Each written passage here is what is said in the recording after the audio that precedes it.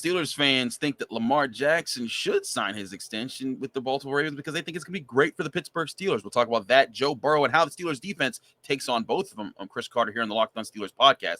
Let's get into it. You are Locked On Steelers, your daily Pittsburgh Steelers podcast, part of the Locked On Podcast Network, your team every day.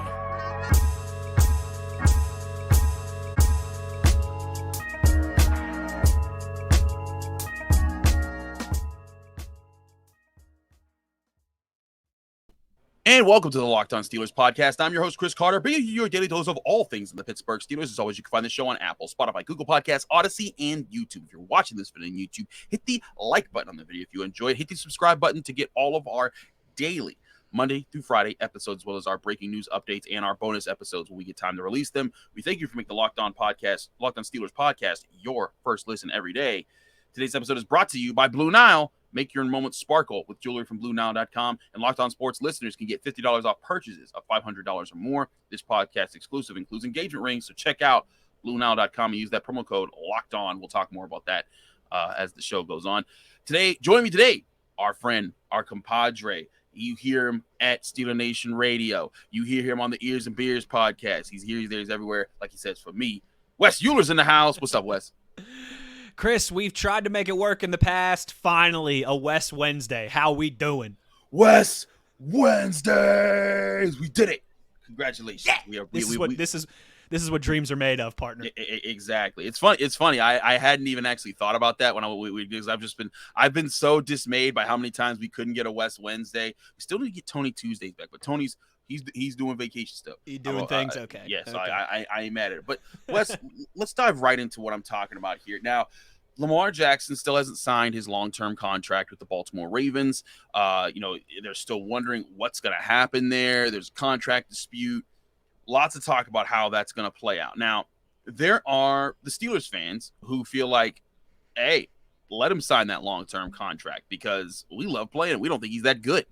And I think that opens up an interesting place for a discussion about the Steelers versus Lamar Jackson because record-wise, they have done well against him.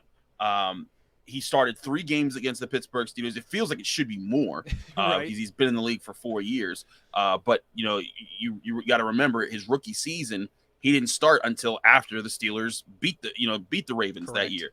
And in 2019, he didn't play in that last game of the season because they were already clinched they clinched everything. They were 13 and they were 13-2 going into that game. That terrible weather game in Baltimore. No reason to risk them there. Exactly. And then in 2020, he did play one game there, but then they had the COVID game, and that was supposed to be Thanksgiving, and it wasn't Thanksgiving, and then it was weird. That whole situation was just bizarre. Yeah. And then the Wednesday night football. Yeah. Oh gosh. Don't ever. Whatever it was. That was so weird. And then of course 2021, he played the first game, but wasn't able to play the second game. So it's been an interesting thing here. But if you look at the numbers, the Steelers have swept the Baltimore Ravens for 2 straight years, something that you don't see from either team really too often in this rivalry. You look at the numbers here, and there is merit to the idea that Lamar Jackson has not played well against the Pittsburgh Steelers. In his career, he is 56 of 94, that's less than 60% on his completion percentage for 634 passing yards, only 4 passing touchdowns, 6 interceptions, 16 sacks. He's also fumbled the ball 6 times and doesn't have a single rushing touchdown. His passer rating is 67.4. That is domination. Over 3 starts. That's the Steelers doing what they want to do. Especially when you compare that to his numbers against everybody else. Right. And we'll get to that in just a second. But, again, you look at that, and the only time the Steelers lost to Lamar Jackson was when Mason Rudolph was the starter, got clocked by Earl Thomas. Devlin Hodges had to get his first ever NFL action, and they still only lost in overtime when Juju Smith-Schuster fumbled, and gave the Ravens the chance to win the game. So, all that being said, Wes, should Steelers fans be excited for Lamar Jackson to sign this long-term contract, or are we talking about them fooling themselves? How do you feel about Lamar as an opponent to the Steelers? The answer is no. Steelers fans should not be excited about this. All right? And if you are, I think you're being pretty short-sighted because, as you just pointed to, you can do that. You can look at the records. You can look at his numbers. You can look at how the defense has been able to limit him and all those things, and you would be correct. But I think if that is your reason for, oh, yeah, lock Lamar down, let's do it, as a Steelers fan, I think you're being short-sighted. Like, just pick your head up and look around. I mean, he's 37-12 as a starter, Chris. I mean, that's great numbers. That's like a 69 nice winning percentage. I mean, he's winning almost he's winning almost 7 out of his 10 starts over 4 years in the NFL. That's a pretty sizable sample. That's a pretty large sample size there. It's not like it's just 1 or 2 years. 4 years into the league, he's 37-12. He's winning almost 70% of his games as a starter. The team's made the playoffs 3 out of 4 times in his career, and the only time they did it was last year when he missed a substantial amount of games. They've won a division title in there. He saved John Harbaugh's job a few years ago and went 6-1 and took that team to the playoffs. Listen, we can break down, do you ever think he's going to win a Super Bowl? How do you win with that type of quarterback? All these different things we can break down and argue about Lamar Jackson. You and I could sit here. We could, one of us could take one side or the other, and we could argue about this for an hour or two. But what you can't argue is that he's 37-12 as a starter, and every year that he hasn't picked up a significant injury, the Baltimore Ravens have been in the playoffs. So why would you celebrate that as a Steelers fan? This is a Raven. Again, I think it's just as simple as this. This is a Ravens quarterback who wins almost 70% of the games he starts. And you're going to tell me you're excited about that guy being in Baltimore long term? No, I think that's very short-sighted. I think it is too. Simply because, and listen, I do think part of this also, Wes, is the Steelers are good at facing him. They have detailed. They are, no doubt. No doubt. They have done a good job, but you got to remember, this ain't just about the Steelers facing him. This is about them getting a leader who has made them a winning team over the last few years. Like you said, in 2018, if he doesn't take over, if Joe Flacco finishes that season, John Harbaugh is fired. Lamar Jackson maybe doesn't get a chance to get started there because the new coach might think, oh, I want my own quarterback. That's a good point.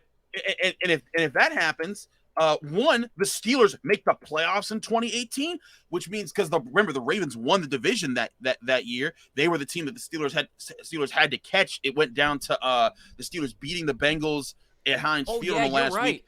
I said one division title. He's actually won 2. Yeah, right. And he's won 2. You're right. I forgot about that. Yeah. And you look at how that's played out in 2018. If they don't go on that run, maybe Antonio Brown doesn't implode, but maybe he eventually does it anyways because he's full on crazy. But at the end of the season, he did that after they lost to the Saints, and it looked like they weren't going to make the playoffs. But if the Ravens never rise, they're the division leaders. They're hosting a playoff game in 2018. And instead of sitting there at Heinz Field waiting for Baker Mayfield as a rookie to see if he could pull off the upset, over Baltimore in that situation, Lamar Jackson has been a thorn in the Steelers. Well, he hasn't been the thorn in the Steelers. Like, he's not Tom Brady in the way that whenever he faces the Steelers, he's just crushing them. But, in that season, in 2019, if the Ravens weren't good in 2019, the Steelers might have had a chance to would have been in the playoffs with Devlin Hodges and Mason Rudolph. Like, that's again, I look at this more as a situation where, yeah, Lamar Jackson, the Steelers don't necessarily have to fear what he's done to them, but it's what he makes that organization, what he makes that team go. Again, an MVP season, 36 touchdowns, 9 interceptions that year. And last year, not his best year, 16 touchdowns through the air, 13 interceptions. So he's not perfect, and I'm not saying he's up there with the Patrick Mahomeses and everything, but this is a guy that I still think brings an energy to the Ravens offense and the Ravens as an organization that make them higher up in the division and someone else that you got to worry about.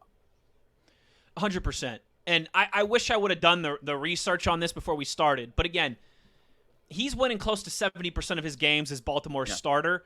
That number has to be 50% at best without him. Yeah.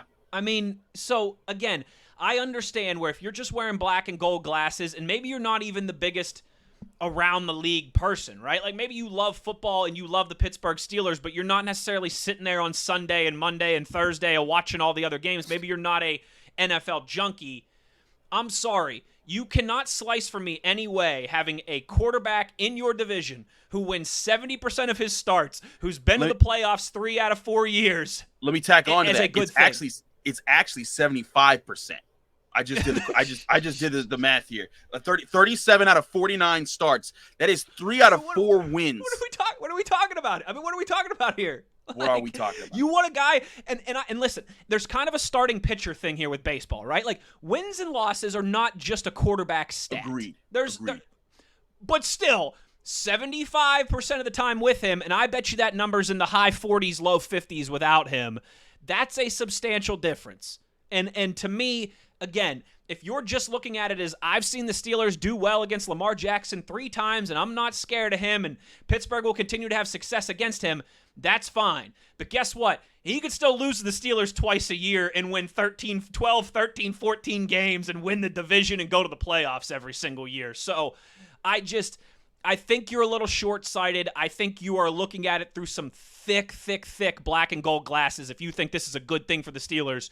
Just because they've had success against him in a couple of games, you got to look bigger picture than that. I also think it's important to note the Steelers, Mike Tomlin often talks about how they work to beat the teams in their division. And for the last 4 years, that team was the Ravens. They were the team that were at the top of everything. You know, Lamar Jackson, it was every year it was Steelers, Ravens. And then you had the Browns kind of pipe up, but you knew they weren't going to last too long. Still, you want to gear yourself up to stop the run. There's nothing unique there that you got to change yourself, but you had to gear yourself up to stop Lamar Jackson.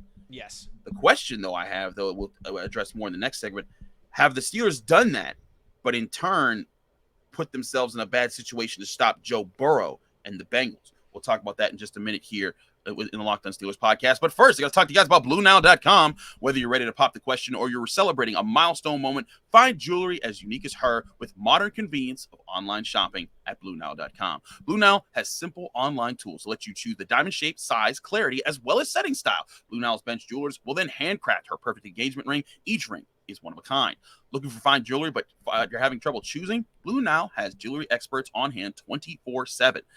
They're available via phone or chat to help you find the memorable gift for every budget. Make your own with sparkle with jewelry from BlueNile.com, and Locked On Sports listeners will get $50 off purchases of $500 or more. This podcast exclusive includes engagement rings. Be sure to use that promo code Locked On. That's LOCKEDON, Locked On, all one words. Plus, every order is insured, ships free, and arrives in discreet packaging that won't give away what's inside. So shop stress-free and find your forever piece at BlueNile.com today.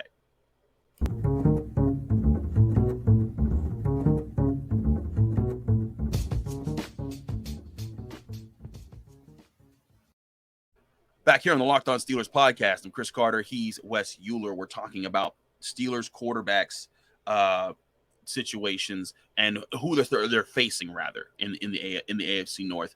Now, before we dip into Joe Burrow, I just want to say this about Deshaun Watson. This is crazy. This is crazy. And you know what? I'm sorry. We're going to push that to the end. I'm going to save Deshaun Watson for later because now we just got word there are 2 more accusers being tacked on. There are now 26 accusers. We'll talk about that at the end of the show. I want to talk about Joe Burrow right here and now because he is the guy I think a lot of people are looking at. He just got to the Super Bowl, was a couple of plays from winning the Bengals' first ever Super Bowl, just won the division. He's the guy everyone's looking at. And when you look at Joe Burrow and the way that he's played, you do have to wonder, you know, he's a different style than Lamar Jackson. It's not that he's immobile because he can make plays, and he does make plays with his legs. But the Steelers have crafted a defense that is very good at taking away what Lamar Jackson likes to do. That's why they're 2-1 against him, and the one time was with Devlin Hodges and, you know, went to overtime. But are they less prepared to face a more pocket passer style quarterback like Joe Burrow? Because crazy enough, Joe Burrow has as many starts against the Steelers as Lamar Jackson, and he's 2-1. In half the time, yeah. Exactly, right, in half the time. It's been 2 years versus 4 years. You know, but you look at Joe Burrow's first game, went 21 of 40, 213 yards, threw a touchdown, no interceptions, but was sacked 4 times. The Steelers crushed them 36-10. And then he didn't play the second part of that year because he got hurt. But then this past year, he did sweep the Steelers. Went through 3 touchdowns, 1 interception in the first game, winning 24-10 early in the season. And then, of course, that blowout 41-10 win where he didn't have to really do a whole lot, but still he went 20 of 24, threw a touchdown, 1 interception, was sacked twice, and also rushed for a touchdown in that game. But you look at this and you wonder, are the Steelers at a disadvantage facing a quarterback like him because they maybe have focused a little bit more on facing people like Lamar Jackson? That's a very interesting question by you. Obviously, in theory, right? Like, I would like another sample size of this. I would like another few matchups against Joe Burrow. Based off what we've seen already, I wouldn't say that completely, but I also think you might be on to something. Because, listen, let's face it, the Steelers have a defense that, yes, is built to get after the quarterback. We all know that. I mean, they've led the league in sacks for 5 straight years. And, it started with Vince Williams and Mike Hilton leading the way that first year, and it's evolved into T.J. Watt tying the NFL single-season sack record. So, they've done it a lot of different ways over those 5 years. So I think as a Steelers fan, you should have confidence that they're always going to be able to get after the quarterback. But, man, they were still getting after the quarterback in those years that Tom Brady would be cutting them apart, right? I mean, as you mentioned, in those games, they still had a few sacks on Joe Burrow as well, too. It's not like he was clean in the pocket the entire time. I think, really, when you combine what it is, to me, at least over the what we saw this past year, and even some of the success that Joe Burrow had at moments in that loss 2 years ago against the Steelers, they've just got so many weapons on that offense that when you have a quarterback like Joe Burrow, he's going to be able to find the matchup to get to you.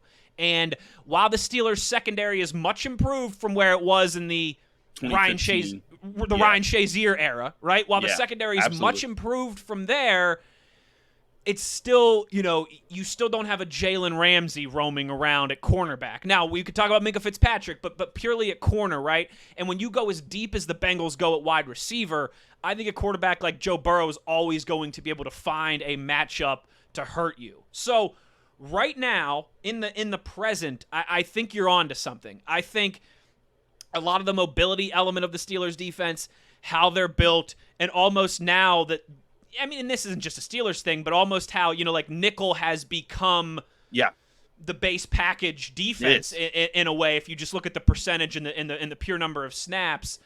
I think in a way all of that sets up for, with what Joe Burrow has right now, for him to be able to find those matchup advantages and to pick the secondary apart a little bit, which we certainly saw last year at times. So right now I think I do think that that's valid. I don't know how that plays out long term when they have to pay Joe Burrow in a couple years, when they have to pay Jamar Chase in a couple years, and now maybe all of a sudden you don't have 3 stud wide receivers with Higgins and Boyd because you can only afford to keep 1 or 2 of those guys. Maybe Joe Mixon isn't there anymore and you don't have quite as good of a running back, right? Like, I'm very interested to see how this plays out. But right now I think you're certainly on to something. I do think that it's fair to say just right now, as the defense is constructed, they are more built to go up against guys like Lamar Jackson and maybe even a Josh Allen type as well too, who moves a little bit more, right? As opposed to, not that Joe Burrow is a statue quarterback, but he's more traditional pocket passer. Certainly, came from a pro style offense in college, all those different things, has the weapons in Cincinnati. That's an interesting observation by you, and I certainly don't think you're crazy. And again, looking at Joe Burrow's numbers from last season, led the league in completion percentage with 70.4%, 4,600 yards through the air, 34 touchdowns, 14 interceptions. Did also lead the league in sacks. Was sacked 51 times. That's a lot of things. A lot of times to get sacked, and that could go to the advantage of the Steelers. Now, I think a big part of what's happened with the Steelers is that in both their games, they were never up on the Bengals to be able to say, hey, you got to throw the ball down the field. For sure. The offense never put the Bengals in a situation where Joe Burrow had to stand back there and hold on to the ball. So with those games, he was able to quick release. And that's why he only got sacked twice over the last 2 games, because every pass was, hey, I'm just going to go where they're not. And again, like you said, with Tom Brady, that's what he did so well. The Steelers had Lamar Woodley, James Harrison, and they would bring it on Tom Brady. And you can even go back to Joey Porter and Jason Gilden. That's how long he has terrorized that team. Yep. And that's just it's a fact. But at the same time, with Joe Burrow, when you look at that, like what Tom Brady did was he would always figure out where the Steelers were going to be, hit their soft spots. Joe Burrow did that one year when the Bengals were a better team and they handled the Pittsburgh Steelers. But could he do that when the Steelers are playing on their level, when their offense isn't starting off extremely slow, when they're when they're actually playing at a level that's forcing Joe Burrow to have to go back out there and this got to be the drive. Hopefully run the football this year. Right, and that's also, can the Steelers run the football more this year?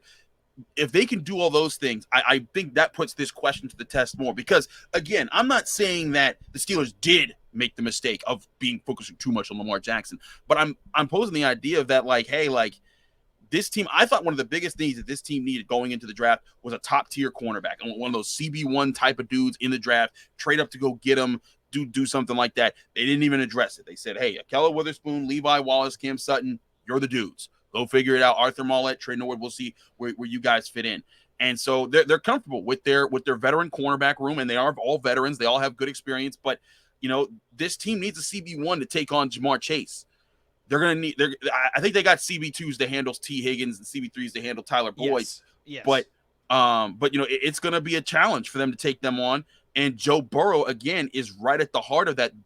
The biggest way I think you can beat him is if this defense with Terrell Austin, and maybe Terrell Austin has this in his bag of tricks that's coming up, they have to find ways to make Joe Burrow hold on to the ball so that TJ Watt, Cam Heyward, Alex Highsmith, that whole crew is able to get after him more. And the number one way to do that, Mr. Carter? How's that? Don't finish dead last in run defense this year. Right? Absolutely. A little bit easier to do that when it's 3rd and 7, 3rd and 8, as opposed to 3rd and 3. We mentioned how the Steelers running the football and being able to keep their offense on the field longer and extend possessions and drives and rest the defense will help. Absolutely. It'll also help a lot if your defense cannot get gashed on the run and can force teams into more predictable passing situations. Absolutely. Yeah, I hear you entirely. I alluded to Deshaun Watson at the start of this segment. I want to reach back out. I want to reach back into that because we do need to talk about that and the situation the Browns are in as compared to the Steelers and some interesting parts of the conversation that we can get to. We'll talk about that in just a minute here on the Locked On Steelers podcast. But first, we got to talk to you guys about Built Bar. And Built Bar, they always got crazy flavors they're coming up with. Now they got mud pie. You know how your friends at Built are always come up with these flavors. Mud pie is awesome. They have mud pie Built Bars and mud pie Built Puffs, if you like the Puffs flavors, because they're softer and more marshmallowy. But if you don't know what mud pie tastes like, let me describe it. If you're a chocolate fan, you better sit down because they're going to hit you right in the face with it. Mud pie is rich whipped cream and chocolate mousse smothered in 100% real chocolate and topped with cookies and cream crumble. You've got to try the mud pie as soon as possible, and you need to hurry because the mud pie bar and malt pie puff are only available for a limited time at built.com. Not convinced? Luckily, we saved the best for last. It's actually good for you. No, really. All that chocolate and marshmallow and all that stuff, it's actually good for you. When you eat this, it's low calories, high protein, low sugar. Each mud pie bar is packed with 16 grams of proteins, only 150 calories, and only 8 grams of sugar. It's like your mom baked the most delicious, creamy chocolate mud pie, wrapped it up just for you. Mud pie bars and puffs are available at built.com right now, but they're going fast and because they're so delicious. So go to built.com, get yourself a mud pie bar, and when you do order your mud pie bars, be able to put in the promo code LOCKED15. That's LOCKED15, LOCKED15, and you'll get 15% off your next order when you visit built.com.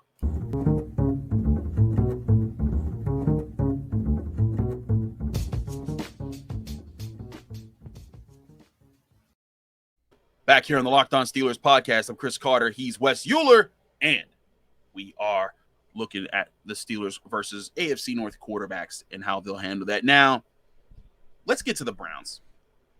Because are we ever going to see Deshaun Watson, Chris? That's the question, man.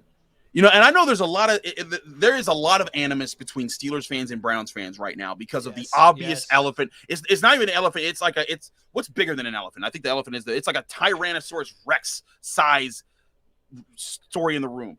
Of course, Deshaun Watson has 26 accusers against him right now. It's not a criminal thing. It's a civil thing. it's harassment.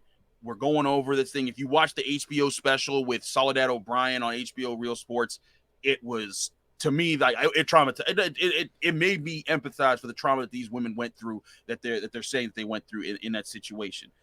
And it is impossible, in my opinion, for the NFL to ignore 26 accusers. And I've said this a lot on Twitter. Follow me on Twitter at Carter Critiques, but I really think the number lost the significance. Not that it's not important, but once it got to like 10, I feel like that's enough to say, like, all right, this is serious. We need to do something. But the fact that it's at 26 now just continues to push the, like, hey, what are you? It's every week. There's more accusers, and it's just a reminder for the NFL that you've done nothing about this. And what are you going to do about this? And Deshaun Watson, great quarterback in my mind. I think, like, on the field, he is one of my more fun guys to study. Like, I'm not saying this I'm not trying to minimize what the women went through that are suing him, but I'm pointing out that, like, the reason that the Browns went all out after him was because he is a heck of a quarterback, and he's a guy that a lot of teams think that are going to that he could be a superstar that wins multiple he was one of the Super top Bowls. 5. He was one of the top 5 quarterbacks in the league the last time we saw him. Yes, exactly. Now, the question is, though, with the $230 million of guaranteed money they've given him in one of the craziest contracts the NFL has ever seen, with all this happening, do they even see him? Wes, let's answer that question before we go to matchups and talking about what could happen after the fact. But does Deshaun Watson see the field this year? Man, that's been something that some people have been saying for a few weeks now. Yeah.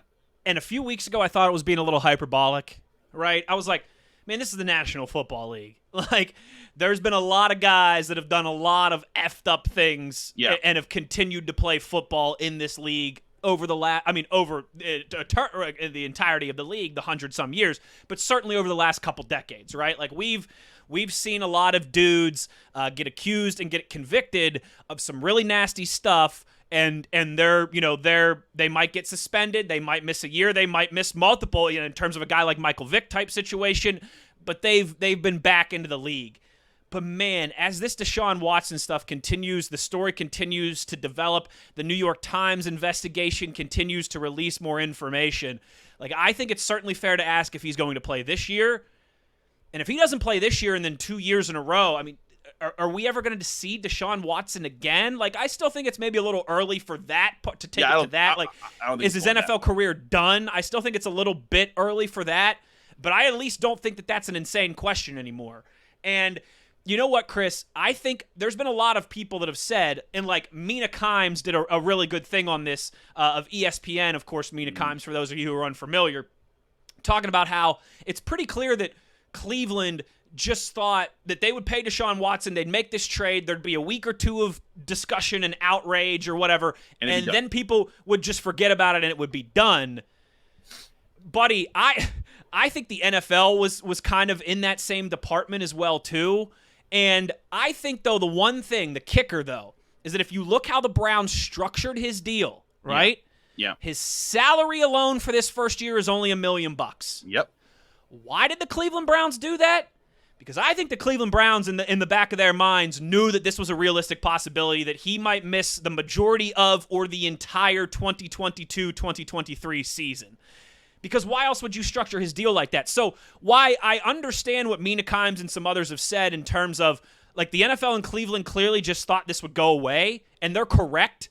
There's also a reason why the Browns structured his deal, whereas if this dude gets suspended for all of 2022, hey, Deshaun, you're still going to get 99.9% of your money because of the way that we worked this deal. I think that, to me, is a real indicator that Cleveland knew that something big was coming. Again, maybe not the entire season, but maybe they thought 8 games, 10 games, something like that. But, Chris, you're absolutely right. I mean, how long can the NFL ignore this or, say that we're going to let this thing play out when it's been over a year already, when that number continues to grow, when the New York Times and the HBO and all these different organizations that are actually investigating this thing, unlike the NFL clearly, are coming out with all this new information. Like, you look at how much of a hard line the NFL has taken on this disciplinary stuff in the past. They gave Ben a big suspension despite no criminal proceedings. They gave Ezekiel Elliott a big suspension despite no criminal proceedings. They suspended Ray Rice 2 different times Yeah. They suspended Ray Rice for the incident with his fiance, and then when the video came out and everyone saw it and got even more outraged, they suspended him even longer. Like there was some double jeopardy there by the NFL in suspending Ray Rice 2 different times over the same incident. And I don't want to argue that, but that's just the fact. That's what happened. I think that incident is very relevant to right now. I do too. Because the reason they did it the second time was because Optics. when people saw how terrible that video was and how he knocked out his wife cold in that elevator, everyone was like, "You gave him 2 games for that?" That was that outrage, and it was real. It was deserved. It was not. It wasn't like I know some people say, "Oh, cancel culture." No, that was the NFL pushing something, shoving something under the rug, thinking, "Oh, people won't care too much about this. They'll never see the video." And then they saw the video and they said, "Oh, well, we messed that up." And now, and see, I think the NFL is in a situation where they have to look back at that. Now, Ray Rice, at that point of his career, he had already won a Super Bowl with the Ravens. He had already kind of lived his prime out. He was kind of just the veteran on the team that everyone liked if you were a Ravens fan. I mean, the Ravens fans fought hard. I mean, they were wearing Ray Rice jerseys for years after he was suspended. But it was easy to let him go. You know, he wasn't a premier quarterback in his prime. Yes, exactly. You know, that had maybe another 15 years of playing in the NFL in him to be a premier quarterback, a guy that sells tickets, sells jerseys, all the things. That's where they're in a predicament right now. And I bet they're trying to figure out ways like, hey, how can we get Deshaun Watson back in the fold? And I'm not saying that they're right to do that, but the NFL, they're only thinking about money. They're always thinking about money. And when they're thinking about, oh, we're trying to do the right thing. No. You're trying to do the right thing to make you look right in the public eyes that people 100%. do watch your game. I've had several fans reach out to me. There's a woman by the name of Terry who reached out to me on Twitter and said, Chris, I love football, but this is disgusting and it makes me not want to watch the sport. And I'm like, I don't blame you, because when I hear those women talk about what they went through in being a masseuse for Deshaun Watson and what he surprised them and asking and kind of try to force them to do, it makes my skin crawl. And I get that. So I don't, this is a Steelers show. I don't mean to talk a whole lot about Deshaun Watson, right. But my point in saying all this is that there's the obvious elephant in the room with Ben Roethlisberger, Steelers and Browns fans going like, well, you had Ben Roethlisberger. Well, that was 2 accusations versus 26 and this, that, and a third. And I don't think that. There's also a difference too, not excuse it. There's also a difference between an organization standing by, if you want to use that term, one of their own, as opposed to going out and trading a ransom and giving the most guaranteed money in history for someone who's in the middle of it. That's not to say that the Steelers were completely justified and all that, but there is a difference between standing by one of your own and going out and getting a dude who's right in the middle of the storm and paying him an unprecedented amount of money. And on top of that, saying that you conducted a super investigation. Get out of here. And then all the women are like, they never even called us. So, the New York Times has investigated this more than the NFL and the Cleveland Browns did. So all that to be said, the Cleveland situation is insane right now. People are talking about they shouldn't trade Baker Mayfield away. Baker's not going to play for that organization. He's not going to play. He's made that very clear. Why would he? And why exactly? Why would he at this situation unless he wanted to kind of be the guy to say like, here's my thing. If Baker wanted to, he could be the hero right now. Well, if Deshaun's suspended and Baker comes back through that door, I mean, the fans, they'll build a statue of him in Cleveland. That's why I think Baker needs to do this for himself. He needs to, like, LeBron did not come back for Dan Gilbert. He came back for Cleveland. Like he when he left for the Miami Heat, he came back because he wanted to win it for the city of Cleveland, Hughes Macron and everything. So that if I'm Baker Mayfield, I'm looking at the situation. Well, listen, wait a sec. This is a roster that I know I could do this. I get it. He's mad. He's upset that they went after Deshaun Watson when he's sitting right there. He thought he was the future. He felt like he had been lied to. I also think that if Baker Mayfield had never tweeted what he said and with that memo of, they went after with his full government name in there. Right, with Baker, Reagan, Mayfield. I also think if he never does that, they don't go get Deshaun Watson. Because remember during that saga, Deshaun Watson visited Cleveland, left to visit Atlanta, and then Baker Mayfield tweeted his thing. And then all of a sudden, Cleveland was like, whoa. They were handcuffed. Deshaun, we will pay you all the money because this guy over here won't play for us no more. And so I still think if Baker Mayfield doesn't say anything, he's just the starting quarterback this year. And it's a story, but it's a quiet story. And the Atlanta Falcons or someone else is dealing with this right now and not the Cleveland Browns. But all that being said, the Browns may be starting with Jacoby Brissett this year. Yeah. And this might give week three against Cleveland might look a little bit better here. When they signed Deshaun Watson, a lot of people were penciling in, well, that's a sweep over the Steelers. Even if they signed Deshaun Watson, I don't think it would be that. But you get this kind of a situation. Not only would you have that quarterback situation, but this is a shroud that would be going all over the Cleveland Browns, and not something that you could just shrug off. In my opinion, if you're on that team. And you know what, Chris? The last thing that I wonder if it plays into this a little bit too, man, we've seen a lot of the other major sports leagues in the past year or so really start to come down on, for lack of, sexual assault allegations, right? For just to use a blanket term there.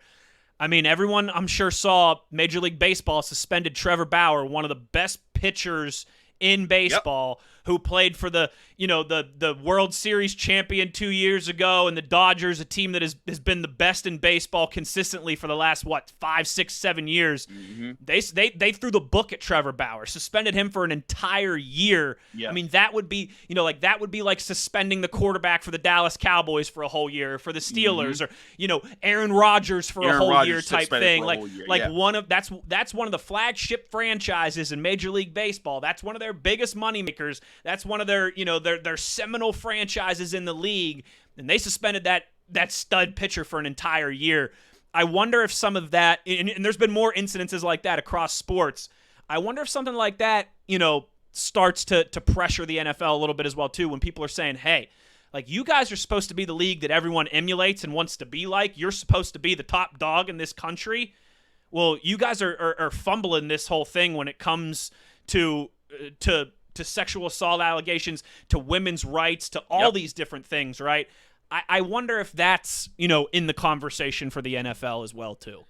Certainly, I think it has to be. I forget who brought this. It might have been Josina Anderson, but she brought up she was saying, like, listen, like the Trevor Bauer thing, like, imagine being the NFL there and saying, like, the MLB took women's rights seriously, or took this issue serious, domestic violence, sexual harassment, all those, that entire field of conversation, took it more seriously than you did. If Deshaun Watson gets away, even if it's 8 games, I think people still might be saying, yeah, but he's still playing this year.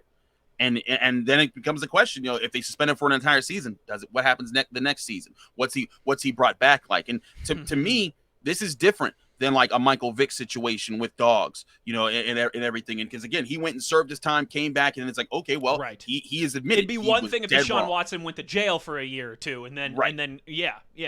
And recanted and said, you know what, I was wrong. The thing is that Deshaun Watson's camp had said we did nothing wrong. He did nothing wrong at any point in time. That is what he has maintained this entire time. And to me, his agents even said some creepy things as well, too. To go the other way. And I thought the lawyers were doing a great job at first, because when this whole thing started, they maintained, like, hey, we'll go to court, take it to criminal. We don't care. We'll show all the evidence. There is no evidence to hear. And so they maintained that stance. And I was like, mm-hmm. I don't really agree that he's innocent, but as a lawyer, like, I went to law school as a lawyer, man, like, that's the right play. They're playing this aggressive. They're showing we're not going to settle. We're going to win this. Yeah. We're going to win this in the court of law and the court of public opinion. But they have had several faux pas since then, including the agents saying, well, happy endings. They're part of the expectations anyways. Like, exactly. Like, that's you're throwing this in. And so now you've mismanaged the situation. And now you're talking about maybe he gets suspended for a year and stuff like that. So all that's saying about the Browns, Joe Burrow, Lamar Jackson, however the Steelers face them, I am very intrigued to see, do they have to even face Deshaun Watson this year? And if they don't, does Baker Mayfield turn around and walk through the door? Are they left with Jacoby Brissett? What do they face there? And even if they do face any of them, this whole thing is not going to be over by the time that these two teams start playing each other in September. Chris, can I give you a nightmare scenario for you to get the shivers about when you go to bed tonight? Oh, no. Deshaun Watson ends up getting the book thrown at him, all right? Okay. Doesn't play at all this season. Yeah. Might, let's say, his career's in jeopardy. Yeah.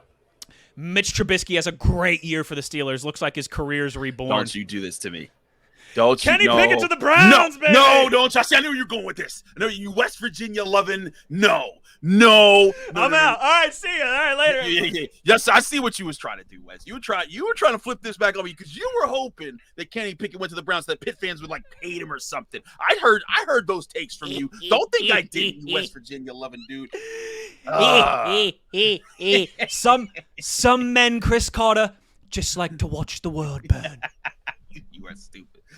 Okay, we're way over our time, but I wanted to propose these looking at the other AFC North quarterbacks compared to the defense. This was fun. I enjoyed this. I did too. I thought this was a very productive discussion. Let us know how you feel here on the Locked On Steelers podcast. You can hit me up at Carter Critiques anytime. Wes, thanks for joining the show. Thanks for talking. This is always a fun episode when you're on. Let people know they can find you, follow you, and get more of your work. Yes, sir. Steelers Blitz, the show that I host with Arthur Moats, who was on here earlier in the week, I believe, correct? He was our Monday episode. Yep, Moatsy and I do the Steelers Blitz. It's live at noon. Steelers.com, Steelers app, iHeart website, iHeart app. You can also just get us in podcast form. Every show is uploaded there. Steelers Blitz, wherever you get your podcasts. I'm on Twitter at Wesley Euler. And then, of course, Ears and Beers podcast, as Chris is kind enough to plug as well, too. We're only doing a couple a month, this time of year. But once we get into college football and into basketball season, we're pumping out 2 or 3 episodes a week. So if you are a tortured WVU soul like me, Ears and Beers here on YouTube and then wherever you get your podcasts as well, too. I agree. You guys do a great job. Do check out all I was lining up kind of just what we're doing for the rest of the summer and everything and rolling into the football season. I gotta book you for one of these weeks in August so we can do a little brawl preview for the first time in a decade, baby. Yeah. Hey, look, if I don't gotta work that game, we're going. What if I told you that I just last week bought a group of 15 tickets?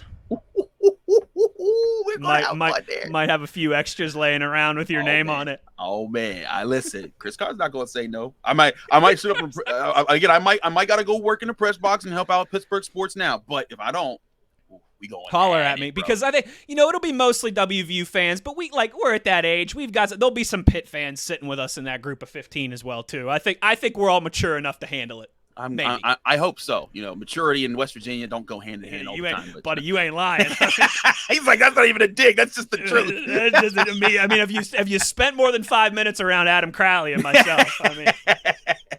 Anyways, thanks so much for coming on, Wes. Thank you, y'all, for watching the Locked On Steelers podcast or listening to it if you're on Apple, Spotify, Google Podcasts, or Odyssey. If you watched it on YouTube, like the video, hit the subscribe button, get all of our content daily, Monday through Friday, including our bonus episodes. Again, I'm Chris Carter. Read me at SteelersNow.com. I actually wrote a piece about this on SteelersNow.com about Lamar Jackson and Joe Burrow and looking at how that situation is for the Pittsburgh Steelers with that contract situation and that debate. But read me there. Check out this show. We'll be back tomorrow with Brian Batko of the Pittsburgh Post-Gazette. It's going to be a fun episode. We'll talk with you then right here on the Locked On Steelers podcast.